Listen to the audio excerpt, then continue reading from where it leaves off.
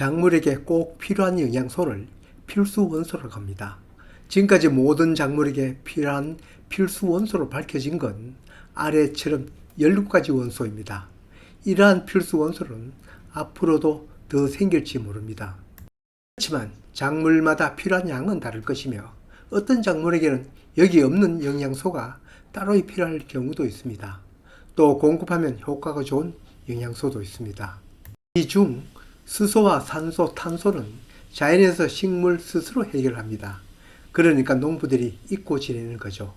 이걸 빼고 남은 14가지는 농부가 꼭 공급해 줘야 하는데, 이것도 NPK 3요소 중심으로 관심을 갖다가 차츰 칼슘, 황, 마그네슘 등 다량 요소로 관심을 확대하다가 몇 년 농사를 지어보니 미량 요소도 매우 중요하다는 걸 깨달았죠.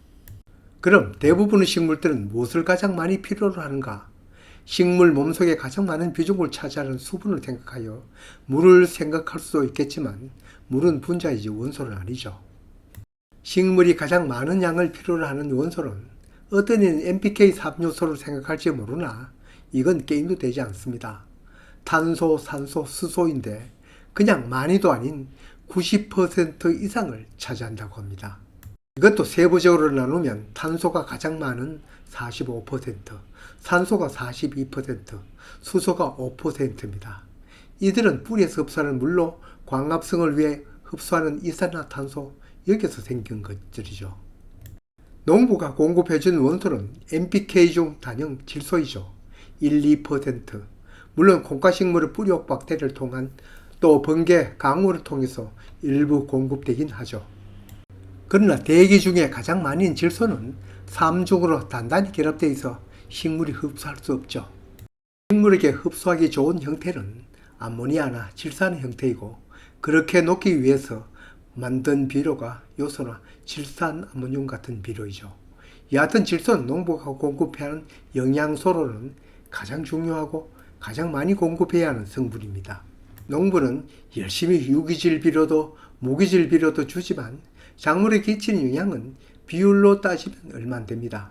그러나 이 작은 양도 소홀하면 수확량에는 엄청난 결과를 가져오죠. 식물이 자기가 알아서 해결하는 탄소, 산소, 수소에 대한 것은 그저 우리가 작물을 가꾸니 상식적으로 알아야 할 것이지만 그 나머지 NPK에서부터 칼슘, 황, 마그네슘이 이르는 다량 요소, 그 외 나머지 미량 요소들은 얼마나 필요한가에 대한 것은 기본으로 깔고 있어야 합니다. 물론 작물마다 작물 성장 시기마다 필요한 건 당연히 다르지만 평균적으로 대체로 얼마나 필요한가는 알고 있는 것이 작물을 심기 위한 밭을 만들 때 밑비료 배합이나 기타 비료 배합을 할 때 기본으로 알고 있어야 하고 또 알면 도움되는 것이죠. 가장 많이 필요한 질소, 인산, 가리 이 1차 원소는 세 가지 다 합쳐서 전체에서의 비중은 대략 2.7%를 차지한다고 합니다. 물론 이 세 가지 중에는 질소가 가장 많이, 다음은 칼리가, 다음은 인산이 많이 필요하다고 합니다. 물론 이건 엽채소, 뿌리채소, 열매채소, 과일, 그 지분은 당연히 다르죠. 작물마다 다르니 정확한 수치를 말하기는 애초에 어려우니 어떤 학자는 알기 쉽게 이렇게 말하더군요. 아래처럼 3요소, 다량요소와 미량요소의 비율을 각각 100대 10대 1로 보더군요. 당연히 작물마다 또 시기에 따라 다르지만 대략 이러한 비율로 필요하다는 걸 염두에 두면 부족 현상이나 과잉 현상을 막을 수는 있을 것입니다. 그러나 칼슘, 황, 마그네슘과 같은 다량 요소와 그 외 미량 요소는 NPK에 비해서는 10분의 1 또는 100분의 1 양으로 섞어주면 좋겠지만 이들 비료 중 NPK 비중은 매우 높은 편입니다. 그냥 단순히 1대1로 주면 편하겠지만 좀 더 효율적으로 공급한다면 작물에 따라서 비를 달리하면 더 좋겠죠. 이건 해당 작물 전용 복합 비료 구성비를 따르면 쉬울 것입니다. 다만 이런 비를 따질 때는 단순히 양이 같다고 비가 같은 건 아니죠. 이를테면 질소 비료 요소를 인산 비료로 용가린 칼리로 황산가리를 준다면 그 포대에 적힌 함량의 비를 참작하면 더 정확하겠죠. NPK 주는 양을 가감할 때는 이런 걸 참작하면 도움이 됩니다. 일단 질소는 줄기와 잎을 키우니 초기 작물의 거물을 키울 때는 더 많이 필요하고, 인삼은 종실비료이니 열매를 생산하거나 꽃눈이 오게 하거나 과일 빛깔을 낼 때는 꼭 필요하죠. 가리는 뿌리든 열매이든 비대를 담당하는 영양소이니 고구마, 감자 같은 작물에는 비대전에 많이 필요한 영양소입니다. 그 외에 작물별 복합비료 함량비를 참고하면 쉬울 때가 많습니다. 이를테면 잎채소이면 거기에 주로 사용하는 21복비 같은 경우 NPK 비율을 21대 17, 17로 하면 조금 더 효율적이겠죠. 꼭 그대로 무게를 잴 필요 없이 대충만 맞춰도 도움이 됩니다. 감자밭을 만들려고 밑비료용으로 감자 전용비를 사서 쳐도 되지만 텃밭 농사 같은 경우 심는 작물마다 전용비를 갖출 수도 없고 이때는 그 비를 베끼면 쉽습니다. NPK 비율을 11대 8대 9로 물론 가리는 황산가리를 쓰면 맛도 더 좋겠죠. 이런 전용 비료를 쓰면 이런 의문이 들 것입니다. 감자는 열매가 굵도록 하려면 칼리 성분이 질소보다 더 많아야 하는데 왜 정남? 이건 밑비료로 초기에는 감자 줄기와 잎을 크게 키워야 하니 더 필요한 것이고 뒤에 우비를 줄 때 비대기에는 칼리 양을 늘립니다.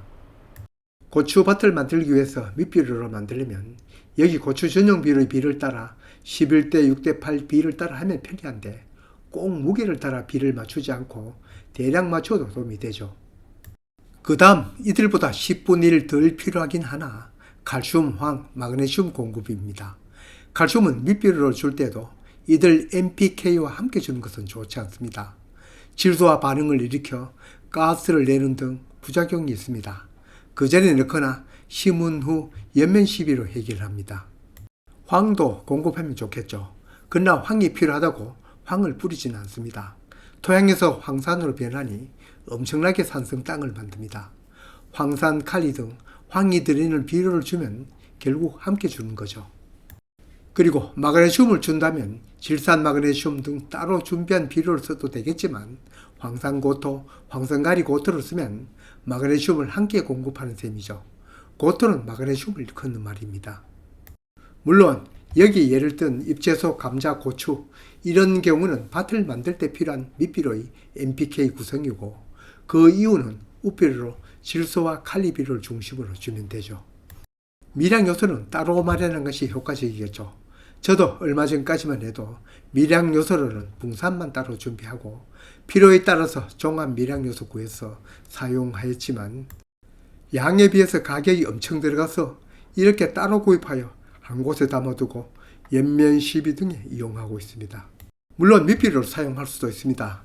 그때는 모래와 함께 섞어서 치는데 앞에 얘기한 대로 NPK에 비한다면 100분의 1 수준으로 주면 되겠죠.